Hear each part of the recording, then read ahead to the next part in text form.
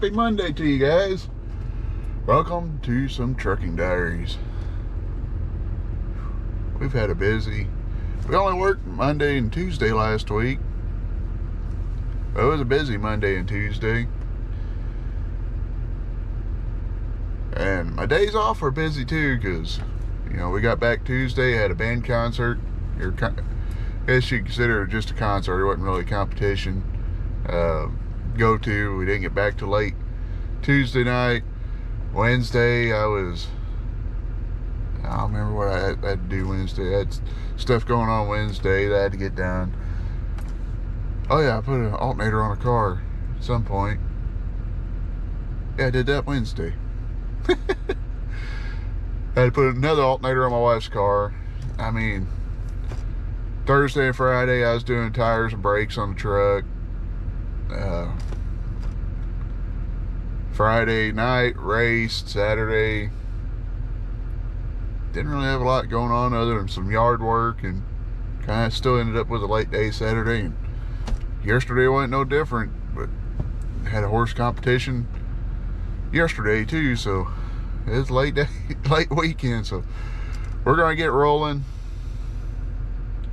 and see what we can't get into. We got to run down to Tennessee to load, and then we're heading to Kansas this week. All right, let's get this week going. Yeah, we had a busy period of time off since Tuesday, but yeah, I guess it's a pretty good time.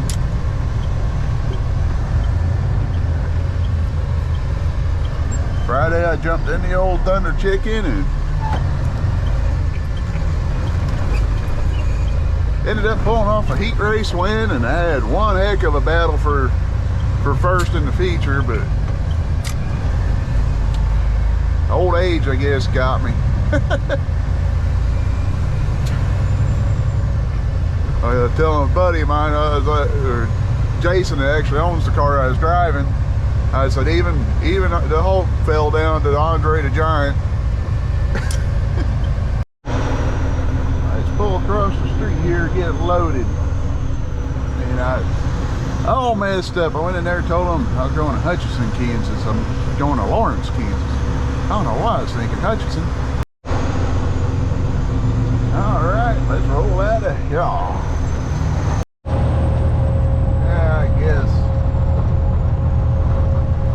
Log and time just ain't gonna work for me today. I was wanting to try to make it all the way up to the delivery location and park for the night, but some dummy left his food at home, so he's got to stop and get something to eat. And well, that dummy stops to get something to eat, then he ain't gonna have enough time to make it to where he's got to go. And on top of that, he's gonna be heading Kansas City rush hour traffic on top of it, so really not a win-win situation.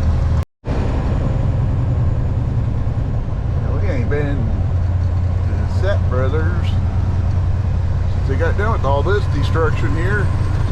Built a new crossing over, go backwards across the highway type thing. Overseas European, over here you're American. Yeah, I figured it up. Just the time I got in here, killed 3 minutes. So that leaves me with,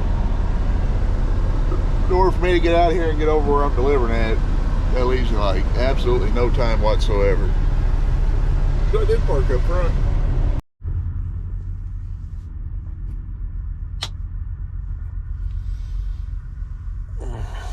Guess it's time to go play truck driver.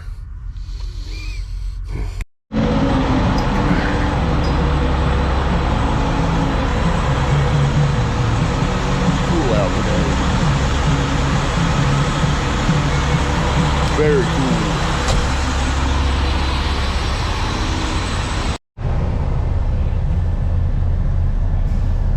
Had to tighten a couple straps down, but we're gonna get out of here. Guess I'm just going to deal with the fact that it's getting winter time out.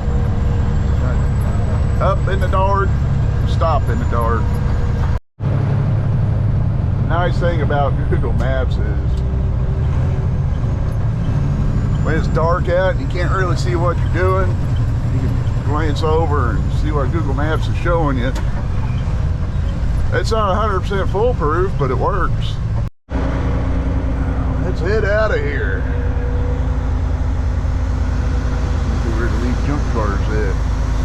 Homeless people, one or the other. Well, the guy in front of me's got a boat. Probably going fishing somewhere.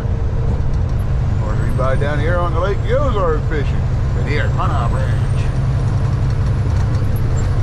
I see a boat out there. Long way over there. I don't know where he's going. He's going somewhere to go fishing. Ain't nobody out there water skiing, I can tell you that right now. They'll probably be out there freezing their little, you know what's off, you know what I mean? The road is so much nicer. Put a foot of a shoulder on. Police clerk. Used to, you barely had a line on the road. Now they, hey, go! Of course, hard decisions, very hard decisions. Well, my logs were working was I had roughly, depending on where I was and how fast I was moving, I was anywhere from 9 minutes to 11 minutes of spare time to make it to St. John. So pulled out my better judgment card and decided I'd stop here at the TA, formerly known as Dottie's.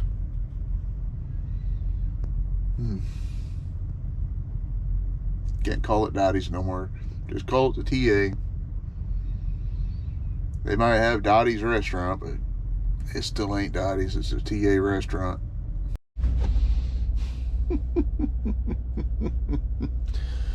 Yeah, so I waddled in to the truck stop, planning on eating in the remnants of Dottie's restaurant, just to find out Dottie's restaurant is closed off. They had curtains up, you couldn't even get in there. But I noticed looking through the windows when I walked in that looked like the ceiling tiles had been removed, and they had a banner up said, "New shops coming soon." Well, walk inside, you know, like I said, I seen they had plastic drapes or curtains, whatever you want to call it, where you can't see into the restaurant. And lo and behold, I found a worker when I was walking through the convenience store, if that's what you want to call it, the inconvenience store. And I said, "What are they doing? Taking the restaurant out, remodeling? What are they doing here?" "Well, they're closing Dottie's down for good, and yes, they're bringing in an IHOP." Really? Unreal. Let's blow this popcorn stand.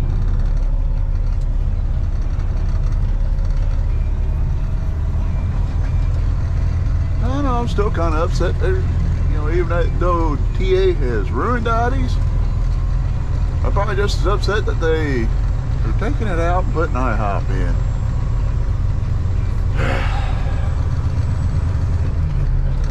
My biggest concern in it is some of the waitresses that worked in there have been there since I was a kid.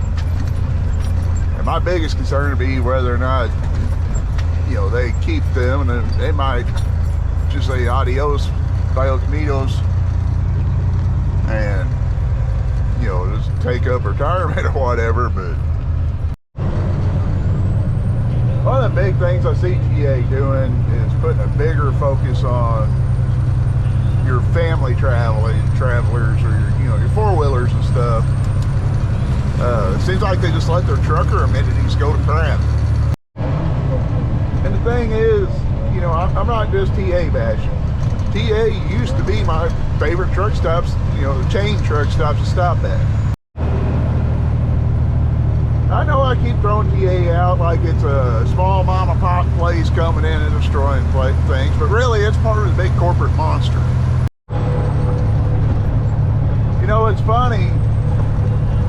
people aren't smart enough to realize they want all these rules, regulations, taxes, and all this to restrict the big corporations or make the big corporations pay their fair share or whatever. What they don't realize, every rule and regulation or tax or whatever they put in place, you know, raising minimum wage, they're not making the big corporations pay their fair share. What they're doing is feeding the big corporations.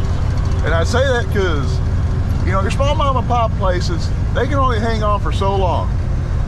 You know, you put a regulation in, it's going to put it, you know, it goes industry-wide, not just to the big corporations. You know, so you put a regulation on a restaurant, that's going to hit the mom and pop worse than the big chain. You know, it kind of becomes a little small war where they're, you know, the small mom and pop try to hold out on their prices so they stay competitive as long as they can till they go bankrupt. They can't raise their prices, because if they raise their prices, then, you know, you're going to go to somewhere else to eat because it's cheaper. You know, instead of going to, you know, to the family diner down the road, you're going to go to Applebee's or whatever because it's slightly cheaper. And what they end up doing is keep feeding these big corporations. Every rule and regulation, you're just feeding these big corporations. You're giving them more feed to chop down on these smaller businesses. They're just going to keep eating on them. Until people realize what voting for people that say, oh, we're going to make the big corporations pay their fair share, or you know, we're going to add more regulations, we're going to raise minimum wage and all this. Until people realize that that mindset just keeps feeding a big corporate monster, like TA is owned by BP. All they're doing every time they do that is they're feeding a big corporate monster. The small guys depend on the big guys a lot more than the big guys depend on the small guys. And it shows more and more, because you see more of these, you know, you might see these little mom and pop places pop up, and they last a handful of years or whatever, but these big corporate monsters are sitting there waiting to chomp on the bit. But either way, these small mom and pop places, they got to get their food from somewhere. They're not going out and killing a cow every day, or, you know, they're not going out back and picking from a 100-acre garden, you know, to get your fresh vegetables. They're depending on a bigger company. That bigger company's probably got a bigger company they're dependent on. And it's just a big chomp down effect. So every time they add a rule or regulation that's going to raise the cost or higher taxes on the corporations, and they say, and these politicians say, we're going to make them pay their fair share, we're going to regulate them. All they're saying, as long as they're lobbyists in D.C., or in the political world, or the capitals, or whatever, however you want to put it, as long as there are lobbyists involved, every time they say something like that, what they really mean is, hey, these guys are going to pay us, the politicians, a little bit more money, and we're going to probably put somebody else out of business because they're going to have to raise their prices, and they're not going to be able to compete with your Walmarts or your McDonald's or your TAs or whatever. We're just going to keep putting money in our pocket, take money from you guys. You're going to end up paying more in the long run, because, you know, they're going to still make their money, but we're going to make a little more on our cut too. I know, put your tinfoil hat on, Clint. It's already on, don't worry. But you got to really stop and look at the bigger picture. These big corporations aren't big corporations because they're stupid. These politicians aren't, you know, going in on, you know, thousands of dollars of salary and coming out multi-millionaires because they're just being honest. They're getting money from somebody. Somewhere, somehow, they're becoming millionaires. How are they doing it? Off of, you know, thousands of dollars, hundreds of thousands of dollars, they're becoming millionaires. How are they doing that? Stop and think for a minute. Somebody's putting money in their pocket to get their way. That's exactly what's happening. You want to play guess the week? Ain't done it in a while. I'm gonna go with 78,200. 78,200. That's gonna be my guess. What's your guess? Put it down below. Don't cheat. Do it right now. scale we go. On the scale. I'd already have your guesses in. Once I get up here, I'm going to tell you what the answer is. Put your guess in. Hurry up. Chop, chop. All right, we're on the scale. Your guess is in.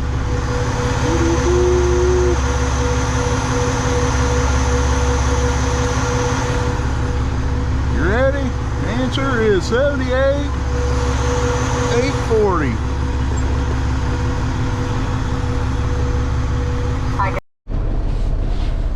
All right, guys, we are done with our rock. Got them unloaded, ready to head on to the next adventure. I'm gonna do something a little different. I'm gonna close this video out and actually start another video. See if it flows a little better than just going, 2 or 3 days, and then let's split the week up a little bit. So we're gonna head on to our next adventure. You'll see that in the next video. Y'all stay safe out there. God bless you. And quit feeding the corporate monster.